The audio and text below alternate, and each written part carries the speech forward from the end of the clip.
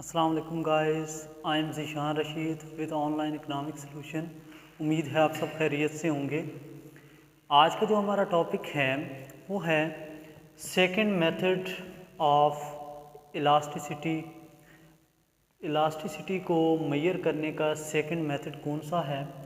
वो है expenditure method. देखें, हमारे पास जो एक्सपेंडिचर मेथड है उसको समझने के लिए फ़र्स्ट ऑफ़ ऑल तो हमें एक डायग्राम की ज़रूरत होती है कि डायग्राम का आइडिया होना चाहिए जिसकी हेल्प से हम इसको अच्छी तरह याद रख सकते हैं। अदरवाइज़ अक्सर ये भूल जाता है डायग्राम के बग़ैर। तो देखें, हमारे पास ये एक डायग्राम है, आप लोग फेमिलियर होंगे। ये डायग्राम आपने कहीं मोनोपोली में भी स्टडी की होगी। तो देखें, ये हमारे पास रेड लाइन जो है डिमांड कर्व है, जो टिपिकल डिमांड कर्व होता है नेगेटिव स्लोप। इसको डिमांड कर्व को आप एवरेज रेवेन्यू कर्व भी कहते हैं, मीन के प्राइस कर्व भी आप इसको कह सकते हैं कि क्योंकि एवरेज रेवेन्यू प्राइस के इक्वल होता है। तो देखें, इलास्टिसिटी और टोटल रेवेन्यू या टोटल एक्सपेंडिचर का क्या रिलेशनशिप है, क्योंकि इकनॉमिक्स में एक्सपेंडिचर्स को हम इनकम के या रेवेन्यू के इक्वल ही लेते हैं। तो आप चाहें तो टोटल एक्सपेंडिचर ले लें, चाहें तो टोटल रेवेन्यू ले लें, ठीक है। तो जो लेना चाहें आप। देखें, डिमांड कर्व के सेंटर वाले पॉइंट पे, मिडिल पॉइंट पे हमारे पास इलास्टिसिटी क्या होती है? इक्वल टू 1 होती है, ठीक है। और इससे जो अपर पोर्शन है, ये रेड लाइन जो है, इसमें इलास्टिसिटी ग्रेटर देन 1 होती है। और जो बिलो पोर्शन है, ब्लू जो पैरेंथेसिस है, इसमें इलास्टिसिटी लेस देन 1 होती है। और एग्जैक्ट वाई एक्सिस पे जो इंटरसेप्ट है उस पर इलास्टिसिटी इन्फिनिटी होती है, और जो एक्स एक्सिस पे इंटरसेप्ट है उस पर इलास्टिसिटी 0 होती है। अब हम देखते हैं कि इलास्टिसिटी और टोटल एक्सपेंडिचर्स का क्या रिलेशनशिप है। देखिए, हमारे पास देयर आर 2 वेज़ कि हम ज़्यादातर इकनॉमिक्स में एक कर्व के ऊपर लेफ़्ट टू राइट मूव करते हैं। लाइक अगर हम डिमांड कर्व की बात करें तो जब प्राइस कम होती है तो डिमांड ज़्यादा हो जाती है। इसका मतलब है कि हम कर्व के लेफ़्ट टू राइट मूव करते हैं इस डायरेक्शन में, ठीक है। अगर इस डायरेक्शन में मूव करें तो देखें, फॉर एग्ज़ाम्पल आप इस पॉइंट पे हैं, इतनी प्राइस है और इतनी क्वांटिटी है, ठीक है। और हमें इसका भी आइडिया है कि इकनॉमिक्स में 2 पैनल डायग्राम अगर हम यूज़ करते हैं तो 2 पैनल डायग्राम में जो एक्सिस एक दूसरे के सामने होते हैं उन पे वेरिएबल हमने कॉमन लेना होता है। लाइक ये एक्स एक्सिस और ये एक्स एक्सिस एक दूसरे के सामने हैं, तो इधर क्वांटिटी डिमांड है तो इधर भी आपको क्वांटिटी डिमांड ही लेनी पड़ेगी। तो देखें, इस प्राइस पे इतनी डिमांड है, जब ये डिमांड आप इस एक्सेस पे मेजर कर रहे हैं तो इस एक्सेस पे भी इतनी ही डिमांड है। और इस पे एक्सपेंडिचर देखें कितने हैं, एक्सपेंडिचर कर्व पे जाएं तो ये टोटल एक्सपेंडिचर हैं आपके, ठीक है, इस क्वांटिटी पे। अब देखें, फॉर एग्जांपल प्राइस क्या हो चुकी है? कम हो चुकी है। लाइक ये देखें, प्राइस कम हो चुकी है। प्राइस कम होने से डिमांड क्या हो जाती है? बढ़ जाती है। तो ये भी डिमांड ही है, तो ये जितनी इधर बढ़ी है इतनी ही आपको इधर बढ़ानी पड़ेगी।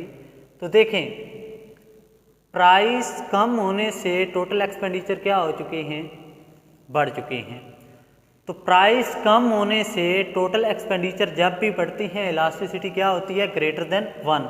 ये देखें, हमने पहले लिखा हुआ है कि इस पोर्शन पे इलास्टिसिटी ग्रेटर देन 1 होती है।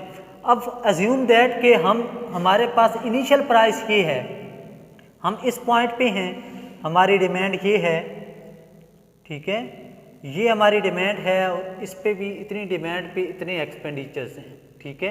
अब क्या हुआ कि प्राइस बढ़ चुकी है, प्राइस बढ़ चुकी है। जब प्राइस बढ़ेगी तो आप डिमांड को कम करोगे, तो यहाँ से भी आपको डिमांड को इतना ही कम करना पड़ेगा। ये देखें, ये एक्सपेंडिचर प्राइस बढ़ने से एक्सपेंडिचर आपके क्या हो चुके हैं? कम हो चुके हैं। प्राइस बढ़ने से टोटल एक्सपेंडिचर्स कम हो चुके हैं, तो हम कहते हैं कि इलास्टिसिटी क्या है? ग्रेटर देन 1 है।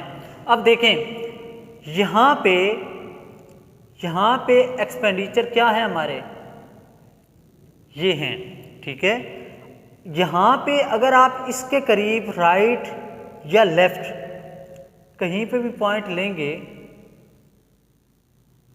देखें प्राइस कम करें या ज़्यादा करें, आपके एक्सपेंडिचर क्या हैं, फिक्स हैं, एक्सपेंडिचर क्या हैं, फिक्स हैं। तो जब भी प्राइस कम हो और टोटल एक्सपेंडिचर आपके चेंज ना हो, फिक्स रहें, तो इलास्टिसिटी क्या होती है, इक्वल टू 1। इसी तरह प्राइस बेशक बढ़ भी जाए, चाहे आप इधर से इधर आएँ या इधर से राइट साइड पे थोड़ा मूव करें, तो आपके एक्सपेंडिचर इस क्वांटिटी की रेंज में ऑलमोस्ट क्या हैं, फिक्स हैं। तो अगर प्राइस कम हो और टोटल एक्सपेंडिचर आपके फिक्स रहें, या प्राइस ज़्यादा हो फिर भी अगर टोटल एक्सपेंडिचर फिक्स रहें, तो हम कहते हैं इलास्टिसिटी क्या है, इक्वल टू 1 है।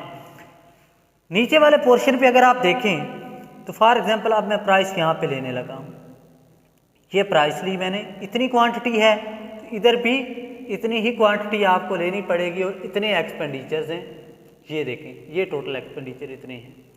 फॉर एग्जांपल प्राइस अब मैं कहता हूँ इससे कम हो चुकी है, ये देखें प्राइस कम हो चुकी है, प्राइस कम होने से आपने डिमांड को बढ़ा दिया, जब डिमांड को बढ़ाया तो इधर भी आपको डिमांड को बढ़ाना पड़ेगा, तो एक्सपेंडिचर आपके क्या हो चुके हैं, प्राइस कम होने से आपके एक्सपेंडिचर कम हो चुके हैं, आप इधर से इधर पहुंच चुके हैं, ठीक है। तो प्राइस कम होने पे आपके टोटल एक्सपेंडिचर भी कम हो चुके हैं, तो इलास्टिसिटी क्या होती है, लेस देन 1। ये देखें ये लिखा है मैंने पहले, इलास्टिसिटी लेस देन 1। अब इमेजिन करें कि हम क्या है, इस प्राइस पे हैं, इस प्राइस पे P0, ठीक है, और प्राइस क्या हो चुकी है, बढ़ चुकी है, ये P1 हो चुकी है। तो जब प्राइस बढ़ेगी तो आप डिमांड कम करोगे, तो आप यहाँ पे पहुँच चुके हो, इतनी डिमांड कर रहे हो, इस डिमांड पे आपके एक्सपेंडिचर अब ये हैं, ठीक है, पहले एक्सपेंडिचर ये थे, अब एक्सपेंडिचर ये हैं। तो प्राइस के बढ़ने से आपके एक्सपेंडिचर भी क्या हो चुके हैं, प्राइस के बढ़ने से टोटल एक्सपेंडिचर भी बढ़ चुके हैं, तो इसलिए इसको भी हम क्या कहते हैं, इलास्टिसिटी लेस देन 1। और चूंकि इंटरसेप्ट के ऊपर एक्सपेंडिचर हमारे ज़ीरो हैं, एक्सपेंडिचर हैं ही नहीं, यहाँ पे अगर देखें आप तो प्राइस मैक्सिमम है, डिमांड ज़ीरो है। तो याद करें टोटल एक्सपेंडिचर आप कैसे निकालते होते हैं, P मल्टीप्लाइड बाय Q, ठीक है। प्राइस को अगर Q के साथ मल्टीप्लाई करें तो वो टोटल एक्सपेंडिचर हैं। अगर यहाँ पे मैं आपको दिखाऊं, ये P है और ये QD है, प्राइस 10 थी, डिमांड 10 है, प्राइस 20 हुई, डिमांड कम हो चुकी है, ठीक है। तो इसके एक्सपेंडिचर आप कैसे निकालते हैं, P मल्टीप्लाइड बाय Q 100, फिर 20 मल्टीप्लाइड बाय 6 120। तो देखें प्राइस बढ़ने पे टोटल एक्सपेंडिचर क्या हो चुके हैं, बढ़ चुके हैं। तो देखें कौन सी इलास्टिसिटी है, प्राइस बढ़ने पे टोटल एक्सपेंडिचर भी आपके बढ़ चुके हैं। तो हम कह सकते हैं कि ये क्या है, इस केस में इलास्टिसिटी क्या है, लेस देन 1।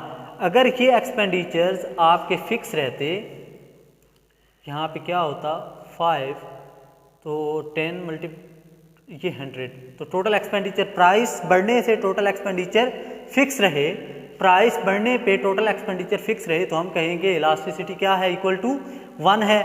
और अगर आपके प्राइस बढ़ने पे एक्सपेंडिचर आपके कम हो चुके हैं, 80 हो चुके हैं, तो इसको हम कहेंगे इलास्टिसिटी इज ग्रेटर देन 1, ठीक है। और इस केस में जहाँ पे इन्फिनिटी है, देखें क्वांटिटी क्या है, 0 है। तो यहाँ पे अगर आप देखें तो अगर आप किसी भी प्राइस पे 0 क्वांटिटी लेंगे तो एक्सपेंडिचर भी ऑटोमेटिकली जब इनको मल्टीप्लाई करेंगे तो वो क्या हो जाएंगे, 0 हो जाएंगे। तो एक्सपेंडिचर इस केस में भी 0 है और इस केस में भी 0 है, जहाँ पे इलास्टिसिटी इक्वल टू 0 होती है। क्यों, क्योंकि अगर क्वांटिटी डिमांड 0 हो जाए फिर भी टोटल एक्सपेंडिचर 0, अगर ये कोई नंबर हो लेकिन प्राइस 0 हो जाएगी तो आपस में मल्टीप्लाई करोगे फिर भी टोटल एक्सपेंडिचर 0। तो इन दोनों केसेस में आपके टोटल एक्सपेंडिचर क्या रहती हैं, 0 रहते हैं। और दूसरी रीज़न क्या है, इधर इलास्टिसिटी इक्वल टू इन्फिनिटी क्यों होती है। अगर आपको पॉइंट फार्मूला याद हो, delta Y over delta X multiplied by X over Y, ये फार्मूला था इलास्टिसिटी का।